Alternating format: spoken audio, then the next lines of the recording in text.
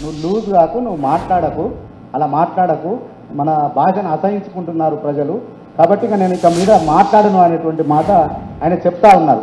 కాకపోతే సీఎం గారు మాట్లాడే మాటలు వింటే నాకు కోపం వస్తుంది, కానీ నేను ఇక నుంచి మాట్లాడనేటువంటి మాట ఆయన చెప్తున్నారు. సో దీనిపైన మీ కామెంట్ ఏంది? ఒకటి, ఇంతకుముందు కేసీఆర్ అసలు చేయలేదు అనేటువంటి ఒక మాట చెప్పారు. అయితే దాన్ని కూడా వారు మాట్లాడుతూ అసలు గతంలో ఎప్పుడూ కూడా మా నాన్న ముఖ్యమంత్రిగా ఉన్నప్పుడు కూడా ప్రచారానికి ఉప ఎన్నికలు వస్తే వెళ్ళలేదు, వెళ్తే 1-2 సార్లు వెళ్ళొచ్చు, కానీ కాలికి బల్పం కట్టుకొని తిరుగుతున్నారు ముఖ్యమంత్రి గారు, ఓడిపోతారనేటువంటి భయంతో అనేటువంటి మాట వారు చెప్తా ఉన్నారు. ఏంటి దీనిపైన? ఆయనలో మానసిక పరివర్తన వస్తే మంచిదే, భాష మార్చుకుంటే మంచిదే, అలవాట్లను కూడా మార్చుకోమని నేను సూచన చేస్తున్నా. భాష మార్చుకోవడంతో సరిపోదు, ఆయనకున్న కొన్ని అలవాట్లను కూడా మార్చుకుంటే యువతకు మనం కొంచెం ఆదర్శంగా ఉంటాం. అలవాట్లను కూడా మార్చుకోమని చెప్పి కేటీఆర్ గారికి సూచన చేస్తున్నా. నిజంగానే కేసీఆర్ గారు ఫోన్ చేసి ఈ మాట చెప్పిండు అని అంటే కొడుకు కొంత బుద్ధి చెప్పినట్టే, కొడుకును కొంచెం దారిలో పెట్టినట్టే. ఇది కూడా మంచిదే. తండ్రిగా వారు వారి బాధ్యతలను నెరవేరుస్తుండ్రు. నేను మొదట కాంగ్రెస్ పార్టీ కార్యకర్త, ఆ తర్వాతనే ఎమ్మెల్యేను, ఆ తర్వాతనే ముఖ్యమంత్రి. నీ ఏ ఎన్నికలైనా హుజూరాబాద్లో జరిగిన 2.5% ఓట్లే వచ్చినాయి ఆ రోజు నాకు, అంతేనా? 3,700 ఓట్లు వచ్చినాయి పోలైన దాంట్లో, అంటే 2.5%. ఆ రోజు ఇంతకంటే ఎక్కువ తిరిగిన. హుజూర్ నగర్లో ఉత్తమ్ కుమార్ రెడ్డి గారు రాజీనామా చేసినప్పుడు 5 రోజులు అక్కడనే ఉండి చేసిన. నాగార్జున సాగర్లో ఉప ఎన్నికలు వచ్చినప్పుడు జానారెడ్డి గారి ఎన్నికలల్లో అంతే తిరిగిన. మునుగోడులో డిపాజిట్ రాకపోయినా ఆ రోజు అంతే తిరిగిన. నాకు ఏ ఎన్నికైనా కాంగ్రెస్ పార్టీని గెలిపించుకోవడమే ప్రాధాన్యత. నాకున్న శక్తి అంతా పెట్టి ప్రచారం చేయడం నా అలవాటు.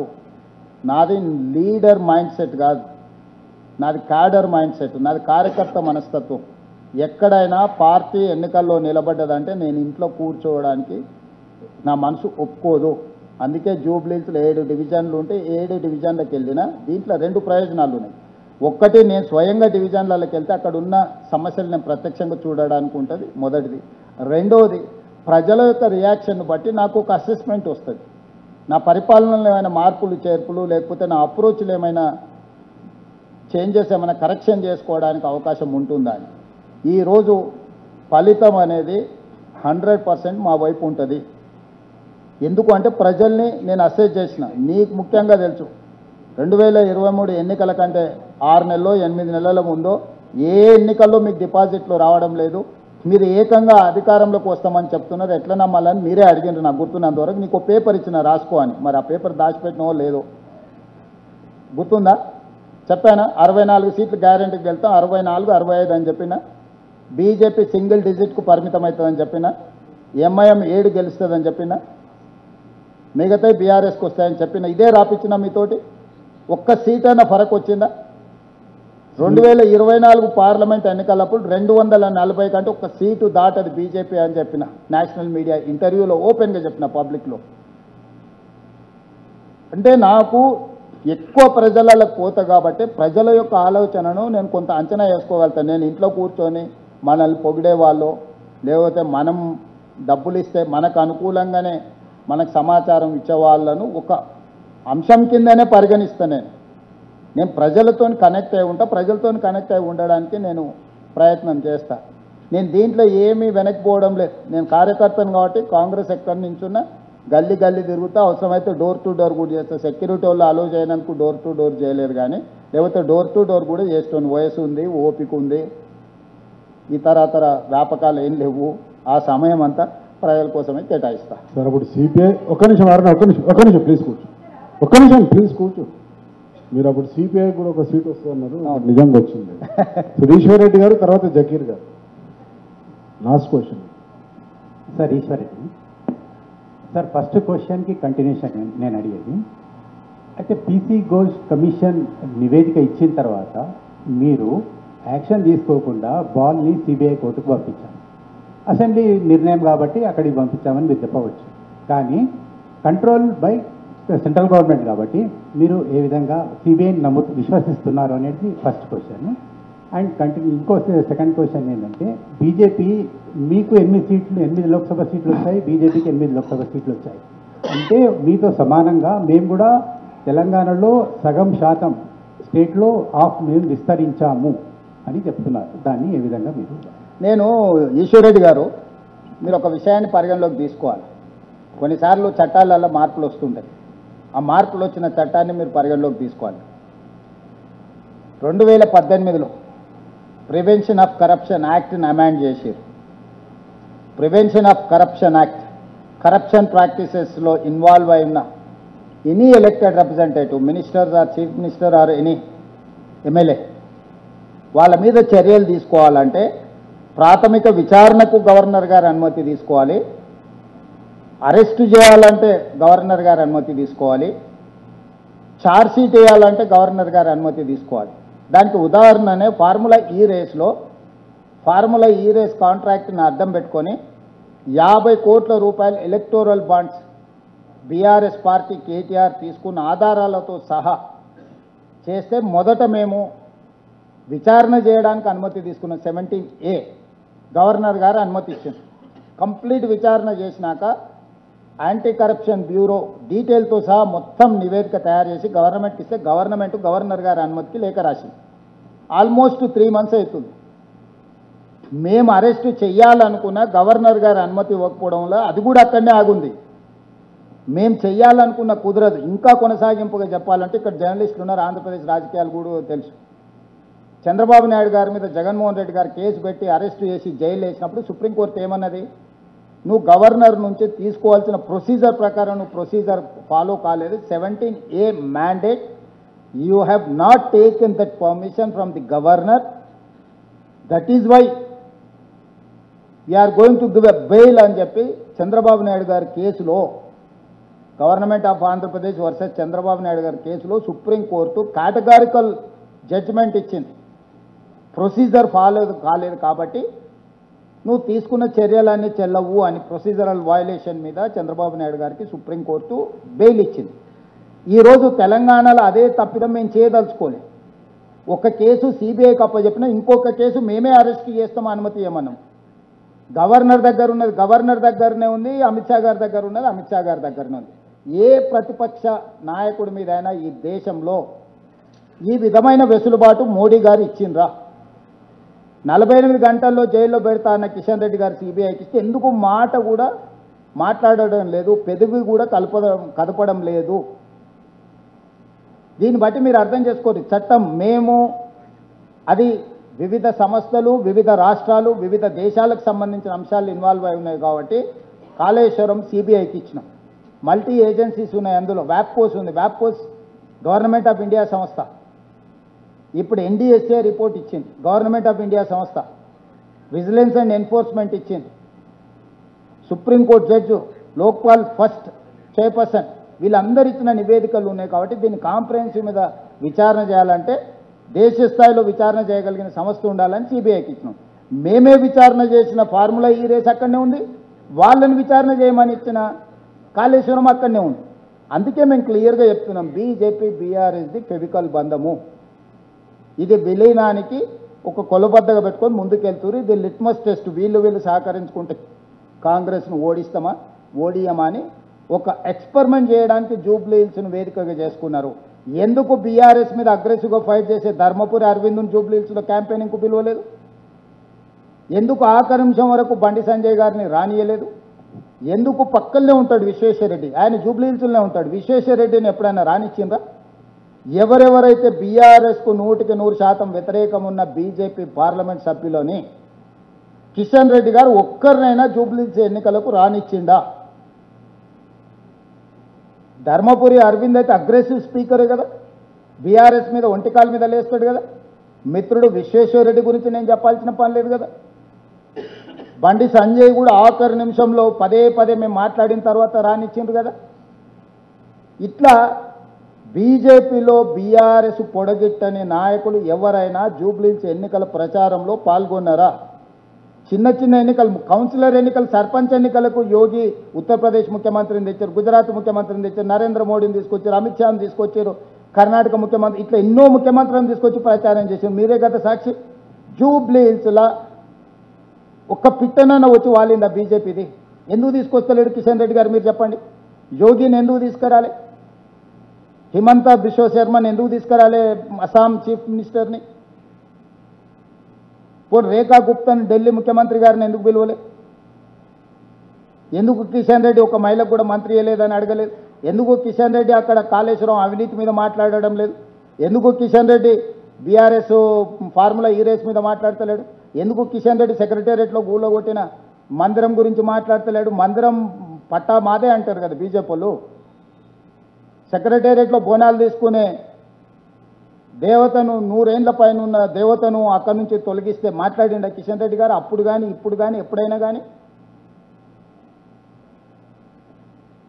సో దీన్ని బట్టి మీరు అర్థం చేసుకోండి. నేను చెప్పేది ఏంటంటే ఇది సినిమా ఇంకా ఇంటర్వెల్ కూడా రాలేదు. కాకపోతే సినిమా ఎటుపోతుందో ఒక డైరెక్షన్ మనకు అర్థమవుతున్నది. జకీర్ గారు ఒక్క నిమిషం జకీర్ గారు సెకండ్ ఏం అడిగారు? సార్ నమస్తే సార్. మంచిదే కదా. ఇప్పుడు కూడా చెప్తున్నా, హిందువులంతా మా కోటేయమని బండి సంజయ్ గారు అన్నారు. డిపాజిట్ పోతే హిందువులు వాళ్ళతో లేరని ఒప్పుకున్నట్టే కదా. ఇప్పుడు డిపాజిట్ వస్తే ఆఫ్ కాదు, మొత్తం ఈ దేశమే కాదు పక్క దేశం బంగ్లాదేశ్ పాకిస్తాన్ కూడా గెలిచినట్టే బీజేపీ వాళ్ళు. డిపాజిట్ తెచ్చుకోమని ఎట్లనే చేసి జూబ్లీ హిల్స్లో. జకీర్ గారు నమస్తే సార్. జూబ్లీ హిల్స్ ప్రజల నుంచి కొన్ని డిమాండ్స్ ఉన్నాయి, అంటే కొన్ని విజ్ఞప్తులు ఉన్నాయి. ఒకటి ఇందులో ప్రధానంగా అడ్వాన్స్డ్ టెక్నాలజీ సెంటర్ యూనిట్ని ఒకటి పెట్టాలని వాళ్ళు అడుగుతున్నారు. అట్లాగే అక్కడ యూత్ కోసం ఇది, తర్వాత ఉమెన్ అండ్ అంటే వితంతువులు అట్లాగే సింగిల్ మహిళల కోసం department of handloom and textiles ద్వారా ఏదైనా ఒక సంస్థను పెట్టాలని కోరుతున్నారు. అట్లాగే జూబ్లీ హిల్స్ కాన్ఫరెన్స్లో ఉమెన్స్ డిగ్రీ కాలేజ్ ఒక డిమాండ్ ఉంది చాలా కాలంగా. అండ్ ఏరియా హాస్పిటల్ కూడా జూబ్లీ హిల్స్ కాన్ఫరెన్స్లో కావాలంటున్నారు. జకీర్ గారు మీరు క్వశ్చన్ విజ్ఞప్తులు కాదు. డెఫినెట్గా జకీర్ గారు ఏటీసీ ఇప్పుడే మంజూరు చేస్తున్న అడ్వాన్స్ టెక్నాలజీ సెంటర్ మీరు చెప్పారు, ఇమ్మీడియట్గా మంజూరు చేస్తున్న ఈ వేదిక మీద నుంచి నేను చెప్తున్నా. మిగతా నేను డిపార్ట్మెంట్కి మీరు ఒక చిన్న చిట్టి పంపండి. ఏమేమి ఇష్యూస్ ఆల్రెడీ స్కూల్స్ కోసం నర్సరీ నుంచి 12th క్లాస్ వరకు సినీ కార్మికులు అక్కడ ఉన్న వాళ్ళకు బ్రేక్ఫాస్ట్ లంచ్ కూడా పెట్టి మంచి స్కూల్ పిల్లలకు గవర్నమెంట్ మంచి ఎడ్యుకేషన్ ఇస్తామని చెప్పినాం. ఇతర మీరు మెడికల్ అండ్ హెల్త్ ఇష్యూలో చెప్తాను. ఉమెన్ డిగ్రీ కాలేజ్ అంటే సిటీలో చాలా కాలేజీలు ఉన్నాయి. ఒక్కొక్క ఏరియాలో కాలేజ్ పెట్టడంలో కొన్నిసార్లు ఫీజిబిలిటీ ఉంటున్నది ఉండలేదు. నిజంగా అక్కడ పిల్లలు వచ్చి చదువుకుంటారంటే మాకేం అభ్యంతరం లేదు. డెఫినెట్గా వీటన్నిటిని కూడా పరిగణలోకి తీసుకొని జూబ్లీ హిల్స్ డెవలప్మెంట్కు మేము సహకరిస్తాం. ఎమ్మెల్యే ఉంటే నవీన్ యాదవ్ రెగ్యులర్గా జకీర్ గారికి శ్రమ లేకుండా అప్పుడు నవీన్ యాదవ్ ఈ సమస్యలను అన్నిటిని మా దృష్టికి తెస్తాడు. నవీన్ యాదవ్కి బాధ్యత అప్పచెప్పుదు. సూరజ్ ప్లీజ్ చెప్పండి జకీర్ గారు. కేటీఆర్ ఈ మధ్యకాలంలో తరచుగా చెప్తున్నది ఏంటంటే ఈ ఎలక్షన్స్ తర్వాత 500 రోజుల్లో కేసీఆర్ ప్రభుత్వం ఏర్పడుతుందని చెప్తున్నాడు. దాని మీద రియాక్షన్. ఇప్పుడు జకీర్ గారు ఇప్పటికీ డిసెంబర్ వస్తే 2 ఏళ్ళు అయింది, ఆ తర్వాత 3 ఏళ్ళు ఉంది. సంవత్సరానికి ఎన్ని రోజులు ఉంటాయి? 365 రోజులు అయితే ఉంటాయి కదా మన లెక్క ప్రకారం. ఒకవేళ కేటీఆర్ క్యాలెండర్ ఎట్లుందో నాకు తెలియదు, కానీ ఈ లెక్క ప్రకారం 1000 రోజుల పైనే అవుతుంది కదా. ఆయన 500 రోజులు అంటుంటే ఆయన మరి అంటే లెక్కలు ఎట్లేస్తున్నాడో ఏందో నాకు తెలియదు. మరి అమెరికా ఇండియా ఇటు అటు క్యాలిక్యులేషన్స్ ఇటు చేస్తున్నా, లేకపోతే ఆయన మేల్కతో ఉన్నప్పుడే లెక్కలు పెట్టుకుంటున్నా నాకు తెలియదు. సో 8 సంవత్సరాలు, యు మార్క్ మై వర్డ్, రేపు జమిలీ ఎలక్షన్స్ వస్తాయి, డిసెంబర్లో ఎన్నికలు రావు. 2028 బదులు 2029 జూన్లో ఎన్నికలు వస్తాయి. 2029 నుంచి మళ్ళీ 5 సంవత్సరాలకు ఎన్నికలు జరుగుతాయి. 2034 జూన్. ఈరోజు కాపాడుకోవాలంటే ఒక్కడికి 10 సార్లు వెళ్ళి కలవాల్సిందే. ఏది కూడా ఒక్కసారి కలిస్తే ఇప్పుడు మీ పాత్రికేయుల సమస్యలే ఉన్నాయి. మీరు 50 సార్లు కలిసి ఉంటారు దీని పరిష్కారం కోసం ప్రభుత్వంతో. ఒకటొకటి ఒక అడుగు ముందుకు పడుతున్నది. నేను ఢిల్లీకి పోయినప్పుడల్లా లెక్కలేస్తారు ఆరాజ్ పాట వాడినట్టు, 1ఓసారి 20ఓసారి 30ఓసారి 50ఓసారి. ఢిల్లీలో మాకు ఒక 3 ఎకరాలలో ఒక పెద్ద భవనమే ఇచ్చిండ్రు ముఖ్యమంత్రి ఉండి కేంద్ర ప్రభుత్వంతో చర్చించి సమస్యలు పరిష్కరించుకోమని. నెలకు 2 సార్లు వెళ్తాను నేను స్పష్టంగా చెప్పిన. ఎవ్రీ 15 డేస్కు ఢిల్లీకి వెళ్ళి 2 డేస్ ఉండి కేంద్ర ప్రభుత్వంలో వివిధ శాఖలతో సమన్వయం చేసుకొని రాష్ట్రానికి రావాల్సిన అనుమతులు కానీ నిధులు కానీ తెచ్చుకుంటాం. నేను ఇప్పుడు central sponsored schemes CSS schemes అంటారు, కేంద్రం రాష్ట్రం కలిపి నిధులను భాగస్వామ్యంతో ఖర్చు పెట్టాను. నేను ఒక IAS ఆఫీసర్ని, సెక్రటరీ క్యాడర్ IAS ఆఫీసర్ని దీనికోసం సపరేట్గా పెట్టిన. తెలంగాణ భవన్ రెసిడెంట్ కమిషనర్ను వేరే పెట్టిన. కేవలం గవర్నమెంట్ ఆఫ్ ఇండియా నుంచి రావాల్సిన స్కీమ్లకు సంబంధించిన అనుమతులు నిధులు తెచ్చుకోవడానికి ఇంకొక IAS ఆఫీసర్ని పెట్టి మొత్తం స్ట్రక్చరే డివిజన్ చేసిన. సో ఇవన్నీ కూడా వీటి ఫలితాలు ఇవ్వడానికి కొంత సమయం పడుతుంది. కేంద్రం కూడా ఇప్పుడే కొంచెం గతంలో ఉన్న ప్రభుత్వ విధానానికి ఇప్పుడున్న ప్రభుత్వ విధానానికి తేడా ఉంది. ప్రతిసారి గవర్నమెంట్ స్కీమ్లా ఫస్ట్ క్వార్టర్ వాళ్ళు ఇచ్చేస్తారు. మనం మ్యాచింగ్ గ్రాంట్ కలిపి ఖర్చు పెట్టి యూటిలైజేషన్ సర్టిఫికేట్ ఇస్తేనే సెకండ్ క్వార్టర్ ఇస్తారు. ఫస్ట్ క్వార్టర్ రాగానే తినేసి ఏ యూసీ ఇయ్యలేదు 10 ఏళ్ళు. ఇప్పుడు వాటన్నిటిని స్ట్రీమ్ లైన్ చేసి ఏ విధంగా కేంద్రం నుంచి 60% వస్తే ఎంబడే 40% అందులో కలిపి మేము పేమెంట్లు రిలీజ్ చేస్తున్నాం. అందుకే కేంద్రం నుంచి వచ్చే నిధులు పెరిగినాయి. రేపు వచ్చే అసెంబ్లీలో మొత్తం ఈ 2 సంవత్సరాలలో ఎన్ని కేంద్రం నుంచి తెచ్చుకున్నాం, ఎన్ని కలిపి చేసినాం, మొత్తం ప్రజలకు వివరాలు చెప్తా. కేంద్రంలో తెలంగాణ నుంచి ఉన్న మంత్రి అడ్డం పడని విషయంలో తెలంగాణలో కూడా అందరు కాదు, ఓన్లీ కిషన్ రెడ్డి గారు ఎందుకో, కేటీఆర్ ఇద్దరు బ్యాడ్ బ్రదర్స్ ఇద్దరు ఎందుకో బ్యాడ్ మైండ్ సెట్లు ఉన్నారు. మిగతా బీజేపీలో ఎవరితో కూడా ఏం పెద్ద సమస్య లేదు. Only these 2 bad brothers are doing all these bad things. యాగస్వామి అమర్ గారు అడిగిన తర్వాత సార్ మీరు బాబు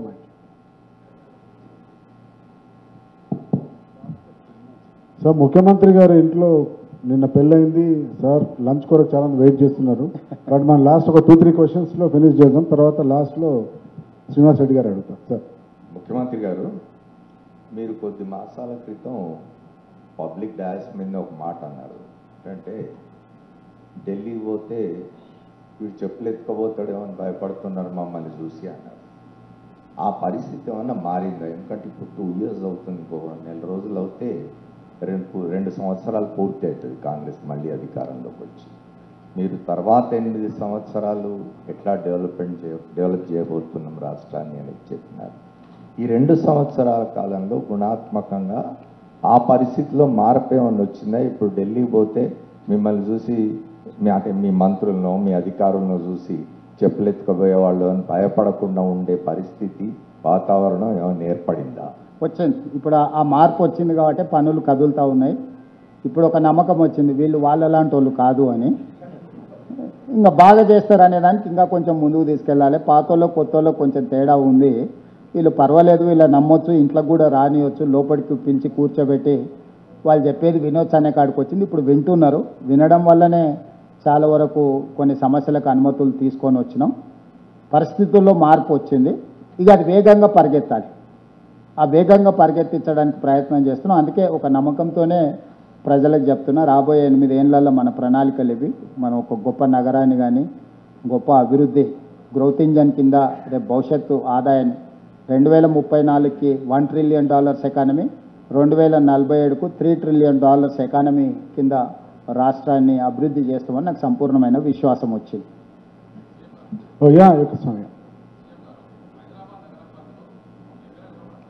మీ వద్దకు వస్తలేరని చెప్పేసి సీఎం గారు, హైదరాబాద్ నగరం పరిధిలో బీఆర్ఎస్ ఎమ్మెల్యేలు ఎవరు కూడా మీ వద్దకు అభివృద్ధి పనులకి వస్తలేరని మీరు అంటున్నారు. వచ్చిన వారేమో పార్టీ ఫిరాయింపుల బదనాం ఎదుర్కొంటారు. ఆ భయం కోసం వారు రావట్లేదా? అలాంటి వారికి మీరు ఏమి అభయం ఇస్తారు? ఓనర్కే నమ్మకం లేదు వాళ్ళ మీద. హరీష్ కూడా వచ్చిపోయిండు. హరీష్ కూడా నన్ను వచ్చి అసెంబ్లీలో కలిసి ఏవో ఇష్యూస్ ఉన్నాయి ఇది చేయమన్నాడు. మొన్న మున్సిపల్లో 2700 కోట్ల రూపాయల నిధులు ఇచ్చిన మున్సిపల్ కార్పొరేషన్స్, సిద్దిపేటకి ఎన్ని వచ్చినాయి, గజ్వేల్కి ఎన్ని వచ్చినాయి, కేటీఆర్ ఉన్న కాన్స్టిట్యున్సీలు ఎన్ని వచ్చినా మీరు లిస్టు తీసుకోండి. ఎక్కడన్నా డిస్క్రిమినేషన్ చూపించినాం ఒకసారి చూడండి.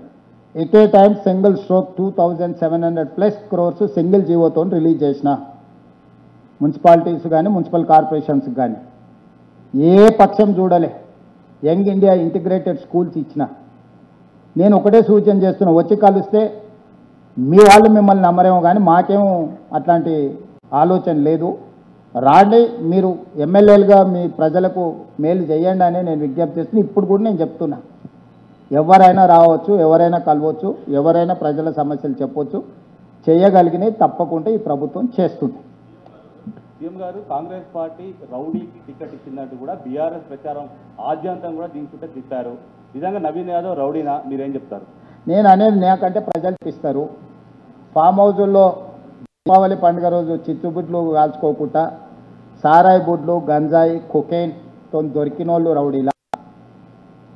బస్తీలలో పేదోళ్ళకు అండగా నిలబడి 10 మందికి సాయం చేసినోడు నవీన్ యాదవ్. చదివింది ఆర్కిటెక్చర్ చదువుకున్నాడు. ఒక ఆర్కిటెక్చర్ చదువుకున్న యువకుడిని రౌడీ అని అనడానికి వాళ్ళ ఆలోచన ధోరణికి అద్దం పడుతుంది. అతను ఏదైనా కేసులలో ఉండో లేకపోతే దొమ్మిలలో ఉంటే మనం అనొచ్చు. కానీ అదే నవీన్ యాదవ్ ఒక ప్రశ్న వేసింది, మా నాన్నని చూపించి నన్ను రౌడీ అనే ప్రయత్నం చేస్తుండ్రు, మరి పాస్పోర్ట్ బ్రోకర్ కొడుకుని ఏమనాలా అని ఒక ప్రశ్న వేసిండు. ఇక దానికి సమాధానం వస్తుంది. కాబట్టి ఎన్నికల్లో ఆయన్నే అన్నాడు, సమస్యల మీద చర్చించాలి. మా నాన్నగారు కూడా నాకు ఫోన్ చేసి గడ్డి పెట్టిండు అని చెప్పి నా దూరానికి అడ్డం పడుతుంది. అతను ఏదైనా కేసులలో ఉండో లేకపోతే దొమ్మిలలో ఉంటే మనం అనొచ్చు. కానీ అదే నవీన్ యాదవ్ ఒక ప్రశ్న వేసింది, మా నాన్నని చూపించి నన్ను రౌడీ అనే ప్రయత్నం చేస్తుండ్రు, మరి పాస్పోర్ట్ బ్రోకర్ కొడుకుని ఏమనాలా అని ఒక ప్రశ్న వేసిండు. మరి దీనికి సమాధానం చెప్పినాక ఇక దానికి సమాధానం వస్తుంది. కాబట్టి ఎన్నికల్లో ఆయన్నే అన్నాడు, విధి విధానాల మీద మాట్లాడాలి, సమస్యల మీద చర్చించాలి. మా నాన్నగారు కూడా నాకు ఫోన్ చేసి గడ్డి పెట్టిండు అని చెప్పి మళ్ళీ ప్రత్యర్థిని రౌడీ అనడం ఏంది? సునీతమ్మకు ఓటు ఏమని అడిగితే మాకేం అభ్యంతరం లేదు, వాళ్ళ అభ్యర్థిని వాళ్ళు గెలిపించుకుంటారు, వాళ్ళ ప్రయత్నం వాళ్ళు చేస్తారు. మా ప్రయత్నం ఏం చేస్తున్నాం, బీజేపీ ప్రయత్నం బీజేపీ చేస్తుంది, ఇండిపెండెంట్స్ కూడా 50-60 మంది ఉన్నారు, వాళ్ళ ప్రయత్నాలు వాళ్ళు చేస్తారు. ఎన్నికల్లో పోటీ పడడం, నెగ్గాలనుకోవడం, నెగ్గడానికి అవసరమైన ప్రణాళికలు ప్రచారాలు సహజం.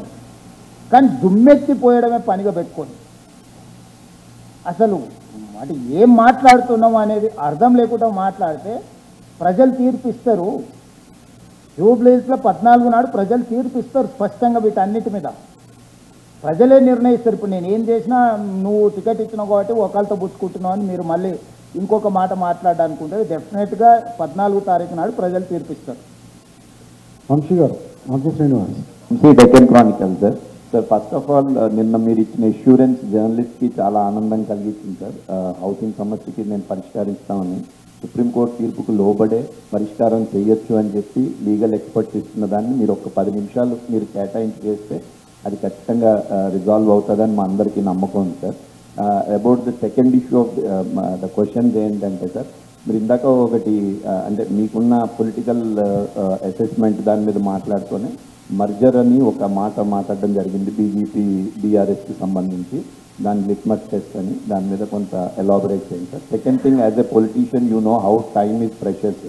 మీరన్న టైం విల్ క్విక్లీ రోల్ అవుతుంది. మీ ఫ్లాగ్షిప్ ప్రోగ్రామ్స్కి సంబంధించి ఇప్పుడున్న మనీకి అంటే లైక్ మోసీ కానీ ఫ్యూచర్ సిటీ కానీ ఇంకేదైనా సరే, ప్లస్ ఇప్పుడున్న ఫండ్స్ షార్టేజ్ దానికి సంబంధించి కానీ anything new method of fund రైజింగ్లో ఏమన్నా ఆలోచించి చేసి ప్రయత్నం చేసి దాన్ని కంప్లీట్ చేస్తే మళ్ళీ మీరు అన్నట్టు నెక్స్ట్ ఎలక్షన్లో మీరు వాళ్ళని ఇంకొక మ్యాండేట్ అడగడానికి ఉంటుంది కాబట్టి అట్లాంటి ఆలోచన ఏమన్నా ఉంది? ఫైనాన్షియల్స్ మీద చాలా డీటెయిల్ వర్కౌట్ జరుగుతుంది. ఇప్పుడు పెన్షన్ స్కీమ్స్ కింద, పెన్షన్ ఫండ్స్ కింద ఇతర దేశాలల్లో వెరీ లెస్ రేట్ ఆఫ్ ఇంట్రెస్ట్తో 1000 కోట్లు ఇవ్వడానికి సిద్ధంగా ఉన్నారు. కాకపోతే కేంద్ర ప్రభుత్వం వాటికి అనుమతి ఇవ్వాలి, ఆ ప్రయత్నం చేస్తున్నాము. రెండవది సెల్ఫ్ ఫైనాన్సింగ్, అంటే ఆ డెవలప్మెంట్ వల్ల వచ్చే రియల్ ఎస్టేట్ డెవలప్మెంట్ ఏదైతే ఉంటుందో, మనం ఒక ప్రాంతానికి అభివృద్ధిని తీసుకెళ్తే ఆ ప్రాంతంలో ఉండే భూముల విలువలు లేకపోతే అక్కడ ఉండే ప్రభుత్వ భూముల విలువ పెరగడము, వీటన్నిటిని కూడా ఇంపాక్ట్ ఫీజు కింద కొంత మనం కలెక్ట్ చేసుకొని దాని ఒక ఇన్కమ్ జనరేషన్ కింద మూసీ రివర్ డెవలప్మెంట్ ఫ్రంట్లో నైట్ ఎకానమీని ఓపెన్ చేయాలనుకుంటాం. డే లాంగ్ జరిగే సిటీ వేరు, రివర్ ఫ్రంట్లో రాత్రి మొత్తం ఓపెన్ పెట్టడం ద్వారా నిరుద్యోగ యువకులకు ఉద్యోగ ఉపాధి అవకాశాలు కల్పించడమే కాకుండా స్టేట్ ఎకానమీని ఇంప్రూవ్ చేసుకోవడానికి ఇట్లాంటి కొన్ని ప్రణాళికలతో వస్తున్నాం. తొందరలోనే ఆ విజన్ డాక్యుమెంట్తోని రావడం జరుగుతుంది. దీనికి ఏది చేయాలన్నా కూడా కేంద్ర ప్రభుత్వ సహకారం కూడా ఉండాలి. ఇప్పుడు మనం తెచ్చిన అప్పులు, చంద్రశేఖరరావు గారు తెచ్చిన అప్పులు 8% నుంచి 11.5% మధ్యలో అప్పులు ఉన్నాయి. మ్యాక్సిమం 10 ఏళ్ళ నుంచి 15 ఏళ్ళ లోపలనే అప్పులు తెచ్చేది. సో మనకి ఓవర్బర్డెన్ అయిపోయింది. వీటిని 35-40 సంవత్సరాలకు పొడిగించుకొని rate of interest, pension funds 2%, 3% కూడా. ఇప్పుడు మెట్రో ఎందుకు పదే ఢిల్లీకి వెళ్తున్నాము? ఇలా 43,000 కోట్లతో ప్రతిపాదనలు ఉన్నాయి మెట్రో. సావరిన్ గ్యారంటీ ఇస్తే జస్ట్ 2% కోసమే 40,000 కోట్లు అప్పు వస్తుంది మనకు. ఈ 40,000 కోట్లు 2%. ఇవాళ ఎలాంటి వాళ్ళు కానీ లేకపోతే మనం కానీ 9-10% రేట్ ఆఫ్ ఇంట్రెస్ట్లో తెచ్చుకున్నాం. ప్లస్ 10 ఏళ్ళు మారిటోరియం ఉంటుంది, జస్ట్ ఇంట్రెస్ట్ కడితే చాలు, అసలు కట్టాల్సిన పని లేదు. ఈ లోపల ఈ మెట్రో విస్తరించడమే కాకుండా ప్రాఫిట్ మేకింగ్ బిజినెస్